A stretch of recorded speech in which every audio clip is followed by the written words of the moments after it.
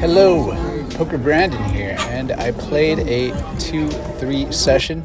That is my stack of about 400. How did I get 400 after I only started with 186? Well, let me tell you, I had ace, queen, offsuit in the small blind, low jack limped in, hijack limped in, button limped in. And if you're playing, at the Gardens 2-3 no limit hold'em, like I was here, you're going to see a lot of limpers all the time on usually every single hand. There's going to be like 2 or 3 limpers. It's not unusual to see the entire table limp in every hand with a VPIP of like 50% just for limping in. That is because these players, they just want to see flops. They like no limit Texas Hold'em. They are not too trying to play for profit, although everybody plays for profit. They're not like strategically trying to play for profit. They just want to see flops and then play for profit. So your pre-flop game could be good and you can profit. So what I do is I raise to 25, low jack calls and button calls. And this is because ace queen is a super dominating hand when it comes to nobody wanting to open a pot.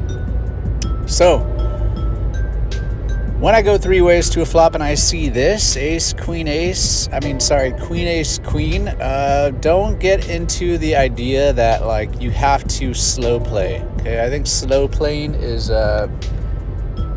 honestly, it's outdated. Everybody slow played so much the past couple years that now if you're slow playing, everybody knows. Nobody is dumb enough to try to bluff into pots just because you check. So fast play your hands, fast play your monsters like this. But just because you should fast play doesn't necessarily mean you should bet huge. So what I do is I bet 15 after betting 25 pre-flop, and that is because I want both of these players to stay in the pot. I don't want them to fold. Turn card is a 2 of clubs, and betting low here is just the same idea. You don't want to bet huge. You just extracted 5 big blinds from the low jack and 5 big blinds from the button on the flop. Let's do it again. Let's extract more money and have them put it into the pot.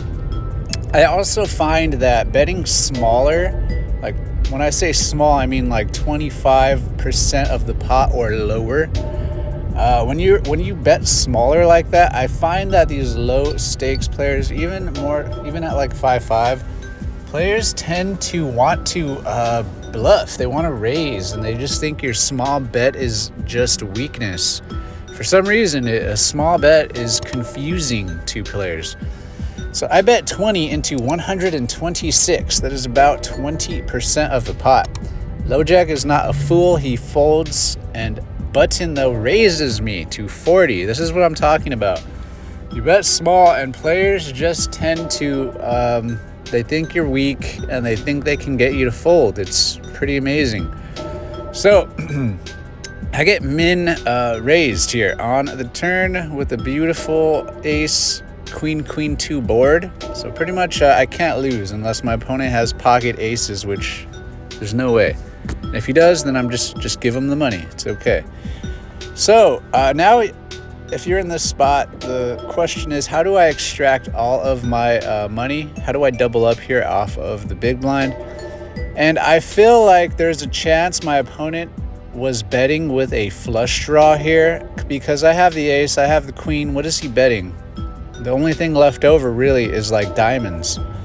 So I feel like he had a flush draw and he was min betting to just because he thought I was weak. Maybe he thought he could take it down. And I felt like if I just min raised him to 60, it's going to make him never fold a flush draw. And in the very rare circumstance, go all in like he did right here. So he went all in. Obviously I can't lose. And he did indeed have a king 10 of diamonds. So he did have one out. He had a jack of diamonds to beat me, but I hit quads. Not that I needed it, but I hit quads on the river.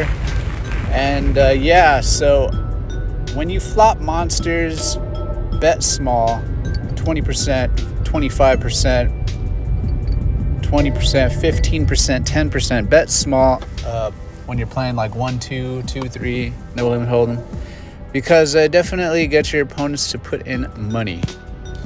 I'm Pokerbrandon, and this is a dude shoveling stuff into a wheelbarrow. Thank you, and I'm out.